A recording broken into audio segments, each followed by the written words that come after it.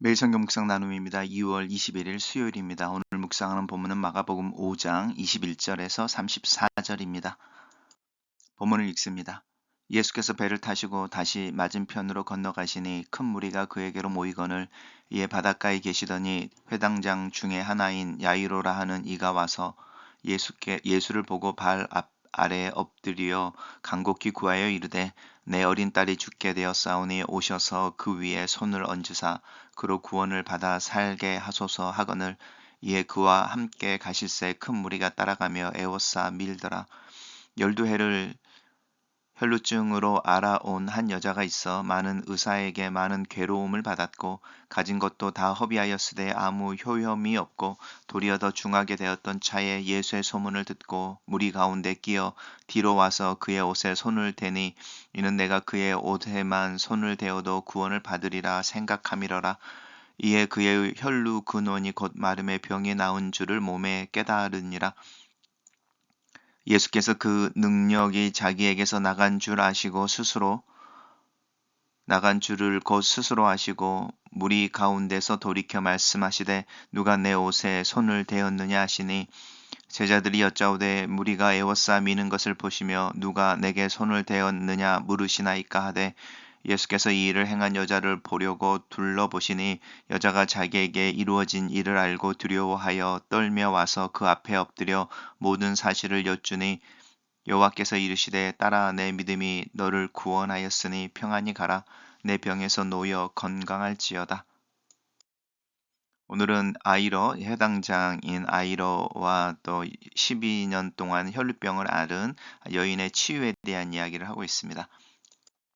예수님께서 다시 배를 타고 이제 다시 맞은편으로 건너갔다라고 하는 거니까 우리 거라사 지역으로 건너갔던 데서 다시 돌아온 거죠. 이제 가버나움 근처로 다시 오신 것 같습니다. 그래서 큰 무리가 다시 그에게 모여서 바닷가에 계셨다라고 하는데 아마 거기서 가르치시고 또 고치시고 그렇겠죠. 그때 회당장 중에 한 명인 야이로라고 하는 사람이 와서 굉장히 구체적입니다. 내 어린 딸이 죽게 되었습니다. 오셔서 그의 머리에 손을 얹으셔서 구원을 받아 살게 하소서. 우리는 이제 구원을 영혼에만 초점을 맞추는데 구원이라고 하는 것은 우리를 얽매이고 있는 것, 비정상적인 것으로부터 벗어나는 것을 구원이라고 말합니다. 그래서 병에서 낫는 것도 구원인 거고요. 잡혔다 풀려나는 것도 구원인 것이고요. 그래서 이제 죄로부터의 어떤 구원을 이야기할 때 그것이 정상적인 상태가 아니라는 것을 전제로 하고 있고 거기서 벗어나는 것, 위험으로부터 구출되어지는 것, 이것이 구원의 의미, 이제 문자적인 의미입니다. 근데 예수님께서 야이로의 구체적인 어떤 기대 또 예수님에 대해서 이렇게 요구하고 있는 부분, 요청하고 있는 부분을 거절하지 않으시고 함께 야이로의 집으로 가십니다. 그럴 때에 이제 큰 무리가 따라가며 에워싸 밀더라. 이렇게 슈퍼스타라든지 또 우리 TV로 보면은 유명한 연예인들 주변에 사람들이 몰려들고 밀치고 만지고 막 이런 것들 저희들이 영상으로 봐서 상상하는 거 충분히 가능할 거라고 생각합니다. 그렇게 길을 가는 중에 이제 한 여인이 등장합니다. 이 여인은 12해 동안 12년을 혈루증인데 피가 멈추지 않는 부분이죠. 이제 피가 특별히 멈추지 않는 부분이 몸의 은밀한 곳에 있어서 사실은 여자에게 이 병을 앓고 있다라는 게 굉장한 수치이기도 하고 또 일상생활이 불가능하기도 하고 또 이 여자 같은 경우는 이제 재력이 있던지 아니면은 사실은 가정에서 이제 사랑을 많이 받고 있었던지 영향력이 있어서 그것의 치유를 위해서 온 가족이 사실은 이 여인의 치유를 위해서 애를 쓰고 있는 부분들이 나옵니다. 많은 의사에게 많은 괴로움을 받았다. 이렇게 표현하는 부분도 참 그렇죠. 이제 그 혈루증이라고 하는 걸 진단받고 치료받는 부분들이 여인에게는 굉장한 수치였을 수도 있습니다. 그럼에도 불구하고 이렇게 가진 것을 다 허비하고 이렇게 가는 부분은 이 여인이 사실은 사랑받는 여인이었다라는 의미이죠. 왜냐하면 고대에서 한 여인이 아프다는 이유로 가산을 탕진할 만큼 남편이 있다든지 아니면은 그 집안에서 그렇게 여인의 나음을 위해서 이렇게 쓴다라는 거 하는 것이 쉽지 않은 일인 거죠. 그런데 이제 여인이 예수님에게 와서 예수님의 옷에 손을 대고요. 이제 병의 나음을 얻습니다. 몸에 깨닫는다. 왜냐하면 이 혈루병이라고 하는 것이 이제 항상 몸에 이렇게 있었으니까 자신을 알고 있는 것인데 그것을 이렇게 나음을 알게 되고요. 예수님도 자기에게 나간 줄을 깨닫습니다. 그러니까 오늘 본문 속에서는 우리가 이제 예수를 믿으면서 육체라고 하는 것을 굉장히 조금은 가볍게 여기는 경향이 있지만 그 역동이라고 하는 부분이죠. 내 몸에서 일어나는 역동, 또 관계들 사이인데 그 관계들의 사이에서 일어나는 어떤 일을 몸으로 느끼는 이런 부분도 굉장히 흥미로운 모습 중에 하나입니다. 그래서 이제 예수께서 그 능력이 자기에게 나가신 줄 알았다. 그리고 이제 이제 찾는 거죠. 그것을 찾고 스스로 하시고 누구냐, 그 누가 내 옷에 손을 대었느냐라고 물으시면 그 여인을 찾습니다. 그리고 이제 이 여인이 그것을 알고 와서 이제 그대로 이야기를 하니까 내가 구원을 받았으니 내 믿음이 너를 구원하였으니 평안히 가라. 내 병에서 놓여 건강할지어다.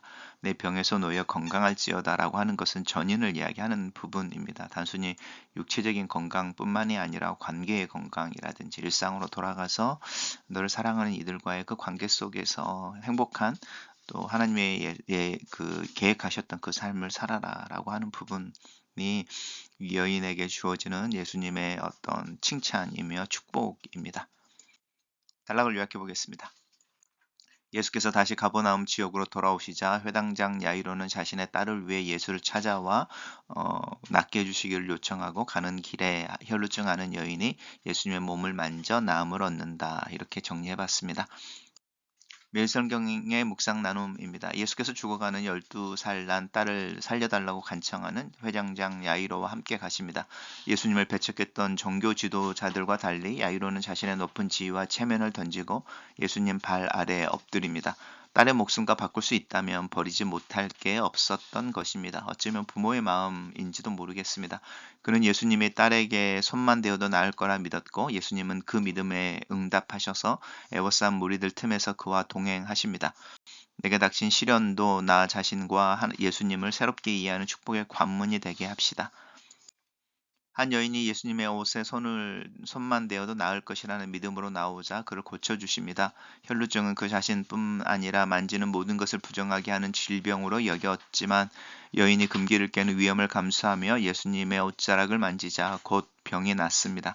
예수님이 그 능력이 자기에게서 나간 줄 곧 아셨다는 것은 능력이 빠져나가 자동적으로 치유가 일어났다는 의미가 아니라 손을 대기 전에 이미 여인의 믿음을 보시고 또 손에 닿자마자 즉시 곧 고치셨다는 뜻입니다. 에워싼 무리도 예수님과의 수많은 접촉이 있었지만 예수님은 그 여인과의 접촉에만 주목하십니다.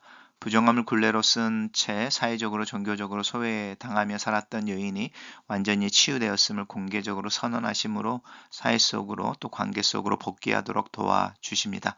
단지 여인의 몸만 낫게 하신 것이 아니라 여인의 상한 마음을 어루만지시고 이웃과의 사회적인 관계와 예수님과의 더 깊은 영적인 관계까지 한 차원 높게 다른 차원으로 이끌어 주십니다.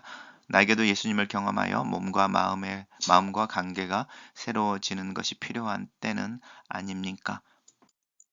죽어가는 12살 된 딸과 12년 동안 혈루증을 앓은 여인은 둘 다 고대 사회에서 차별을 받았던 여성이라는 신분과 절망적이고 속수무책인 위기에 처해 있음을 의미합니다.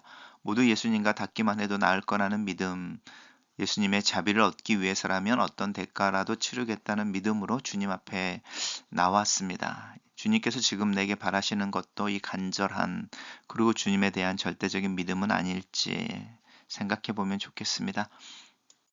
글로 쓰는 기도입니다. 살아계신 하나님, 주님을 찾는 간절한 마음이 내 안에도 있는지 돌아봅니다. 내 안에는 야이로처럼 혈루증을 앓는 여인처럼 간절함은 없습니다. 꼭 내 삶의 문제와 도전이 있어서만 주님의 도움을 찾는 것보다는 내 삶의 일상에서 여전히 하나님을 찾고 주님과 동행할 수 있기를 기도합니다. 고난 중에 기뻐할 줄 알게 하시고 간절히 주님을 찾는 겸손과 믿음을 더하여 주시고 일상의 평안함 속에서는 게으르지 않고 동일한 열심으로 주님과 동행하는 지속적인 신실한 믿음을 허락하시옵소서. 오늘 하루도 주님과 함께 걷는 이들 속에 나도 있기를 예수님의 이름으로 기도합니다. 아멘.